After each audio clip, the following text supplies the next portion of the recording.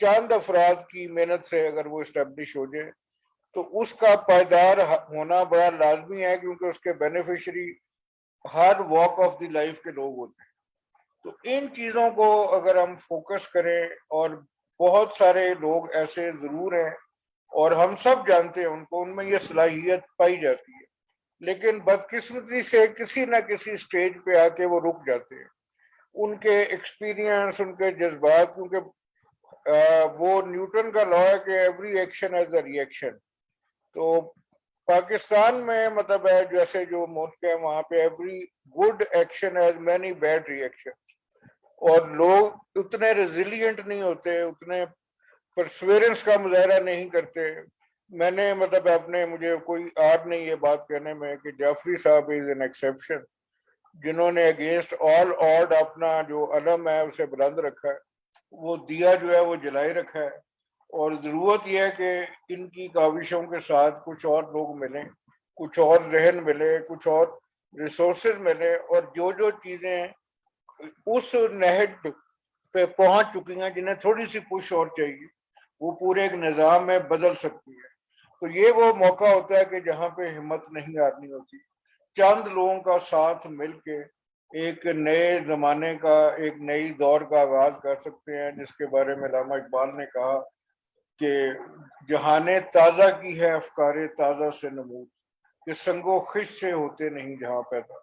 तो ये सोच अगर मुस्तहकम हो जाए, मजबूत हो जाए, और काम करने के लिए तीन चीज़ें दरकार होती हैं। एक हमें जोश चाहिए होता है, एक हमें होश चाहिए होती है, और एक हमें रहनुमाई चाहिए होती है।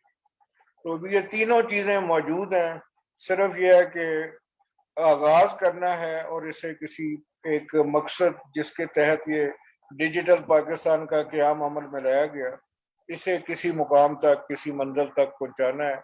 इस शेर पे इख्तिताम करूंगा, जो यकीन की राह पे चल पड़े उन्हें मंजिलों ने पनाह दी, जो शक में पड़ गए वो कदम कदम पे बहक गए। तो बुनियाद ये है कि यकीन हमें मुस्तहकम रखना चाहिए, और सबसे ज्यादा यकीन अल्लाह के बाद अपनी ज़ात पे करना चाहिए।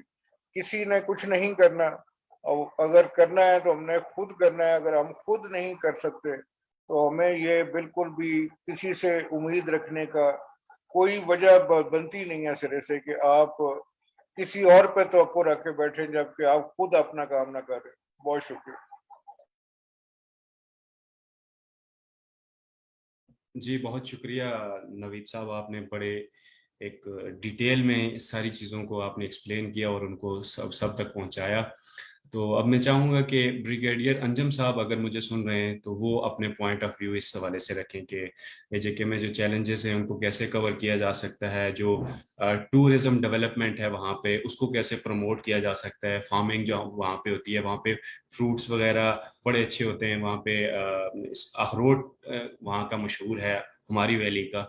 तो ये जो हमारी ये जो रिसोर्सेज हैं और ये जो फ्रूट्स वगैरह हैं या वेजिटेबल जो हमारी फार्मिंग है, इनको हम किस तरह से इम्प्रूव कर सकते हैं, क्या क्या हमें नई पॉलिसीज इम्प्लीमेंट करनी चाहिए।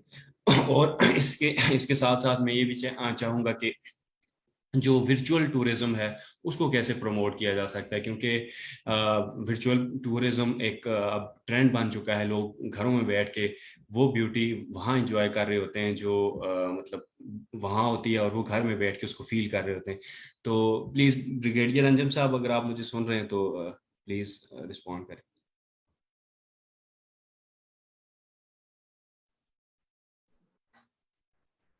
अच्छा जी खालिद, हाँ, जी अस्सलाम जी वालेकुम। जी मुदस्सिर साहब जी। अच्छा खालिद भाई कैसे हैं आप, ठीक हैं? अल्हम्दुलिल्लाह, शुक्र अल्लाह का। अच्छा मेरा ख्याल है हमें आज़ाद कश्मीर में, जो कि वहाँ पे बहुत ज़्यादा कोई इंडस्ट्री नहीं है ऐसे, तो इंडस्ट्री का भी सोचना चाहिए, लोगों को मोटिवेट करना चाहिए कि वहाँ लोकल इंडस्ट्री को प्रमोट करने की कोई फिक्र करें, जिससे लोग वहाँ के ख्वातीन, वहाँ की मर्द, वहाँ के कुछ टेक्निकल चीज़ों में हिस्सा लें। उस हवाले से अगर आप हमें कुछ काबिल समझते हैं, हम अपने टेक्निकल कोर्सेज वगैरह आपको ऑफर कर सकते हैं। मेरा ख्याल है घरों में जो हमारे नौजवान बच्चे बैठे हैं उनको रोज़गार पे लाना ये वक्त की बहुत अहम ज़रूरत है। वरना ये है कि घर के सारे अफराद लगे रहेंगे काम पे और छोटे मोटे काम करके हम अपना गुजारा करेंगे। उससे बेहतर है कि हम इनको ज़रा हाई टेक बनाएं, اور نتیجہ یہ نکلے گا کہ آمدنی کا سلسلہ اچھا شروع ہوگا. اور اگر اس کو ہم اس طرح کر لیں کہ بیرون ملک پاکستانی کے حوالے سے ہمارے بچے زیادہ سے زیادہ باہر چلے جائیں, وہاں سے نالج بھی لے کے آئیں گے, پیسہ بھی لے کے آئیں گے, تو پاکستان کے پاس مین پاور کی, اور خاص طور پر آزاد کشمیر میں تو بہت, میں دیکھتا ہوں کہ بہت اچھے اچھے نوجوان وہاں پہ بے روزگار کر رہے ہیں. وہ اس حوالے سے اگر کوئی فکر کرتا ہے تو آپ کے ساتھ عمار جعفری صاحب کا یہ ادارہ میرا خیال ہے کافی سپورٹ کر سکتا ہے. جی بہت شکریہ مدثر صاحب. اس حوالے سے میں یہی کہنا چاہوں گا کہ یہ تو بہت اچھی اپرچونٹی ہے, اور یہ تو آپ نے بہت اچھا ایک آئیڈیا دیا ہے کہ وہاں پہ ہم جو انڈسٹری ڈیولپمنٹ ہے اس کی طرف بھی توجہ دیں, تاکہ ہمارے جو گاؤں کے جو خواتین ہیں اور جو باقی جو مرد حضرات ہیں, جو بھی بے روزگار افراد ہیں, تو تاکہ ان کو بھی ایک روزگار مل سکے, ایک ہم روزگار کا ایک پراپر ان کو ایک اپرچونٹی دے سکیں. تو اس حوالے سے آپ کے پاس جو بھی آئیڈیاز ہیں ڈیفینیٹلی آپ آئیں, شیئر کریں ہمارے ساتھ, جو بھی چیزیں ہیں ہم اس کو دیکھیں گے کہ کس طرح سے ہم اس کو آگے امپلیمنٹ کر سکتے ہیں. تو یہ تو ایک اچھی اپرچونٹی ہے ہمارے لیے کہ ہم اس کو اویل کریں اور ہم اس کو لے کے آگے چلیں, تاکہ ہمارے پاس جو ہے جو ایج کے ہے وہ بھی ڈیولپ ہو سکے, اور اس کو بھی, اور اس کی ڈیولپمنٹ سے ہی پاکستان کی ڈیولپمنٹ کو بھی ڈیولپمنٹ ہوتی ہے. تو میں یہ چاہوں گا کہ اگر ٹیک ٹیم ہے تو ابھی جو ملی نغمہ ہے وہ پلے کر لیں پلیز.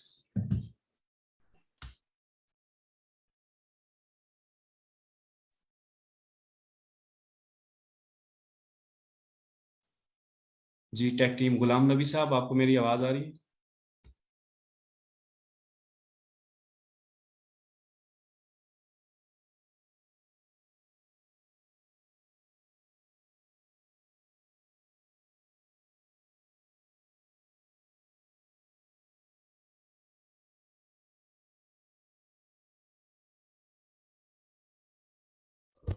جی سر میں پلے کرتا ہوں.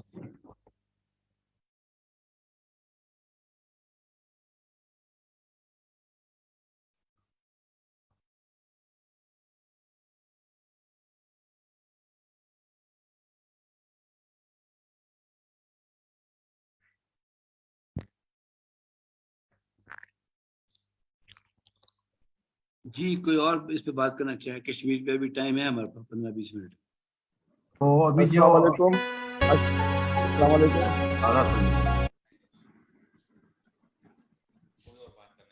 جی ٹھیک جی, ہے ویڈیو پلے, بات جو ویڈیو کرنا پلے, چاہتے ہیں پلیز کنٹینیو. یہ چلیے ویڈیو پلے کریں, کوئی بات نہیں, اس کے بعد چلیں اسے ویڈیو پلے.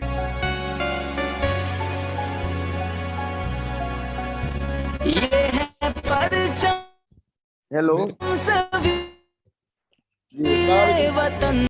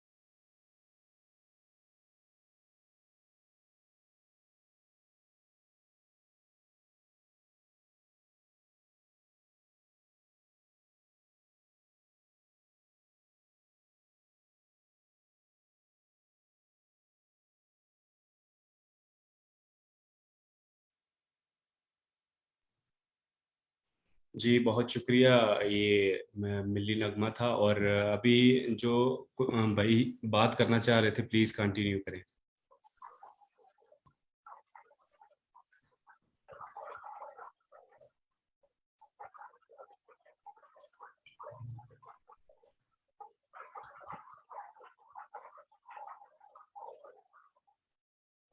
अगर कोई इस मौजू पे बात नहीं करना चाह रहा तो मैं थोड़ा सा टाइम दूंगा। जी सर श्योर प्लीज। हम अगर अपनी जिंदगियों का जायजा लें तो दुनिया में और जिंदगी में बहुत सी तब्दीलियां रूनुमा हो रही हैं, और जिनके मुहर्रिक टेक्नोलॉजी है। और जब तक हम टेक्नोलॉजी को मुकम्मल तौर पे ना समझें, उससे उस तरह का फायदा नहीं उठा पा रहे जैसे उठाना चाहिए। पुराने जमाने में सबसे पहले इंसान की ख्वाहिश थी कि वो चीजों की मलकियत हासिल कर ले। इसकी छोटी सी मैं एग्जांपल देना चाहूंगा कि शुरू हुआ कि आप किताब खरीदना चाहते थे, तो खरीदने से जो किताब का पोजेशन है वो ओनर के पास, खरीदने वाले के पास चला जाता। तो ये सिलसिला काफी अर्सा चलता रहा। फिर इंसान को जरूरत महसूस हुई और ये रियलाइजेशन हुई, एहसास हुआ कि तमाम किताबें खरीदी नहीं जा सकती।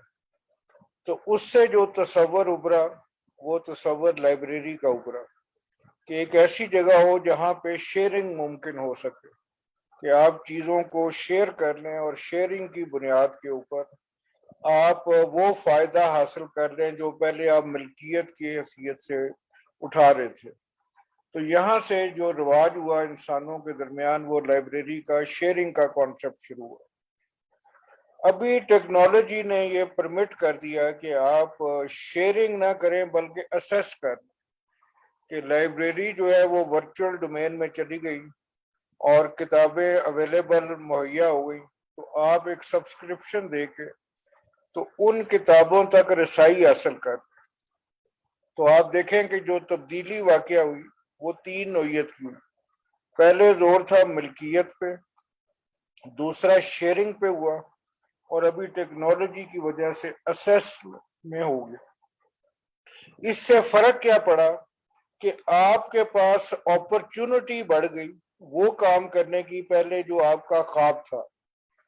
तो अभी इस असेस को कैसे यूजफुल किया जा रहा है दुनिया में, इसकी मैं आपके सामने मिसाल रखना चाहूंगा ताकि आपको पावर ऑफ टेक्नोलॉजी जो है उसके बारे में पता चल।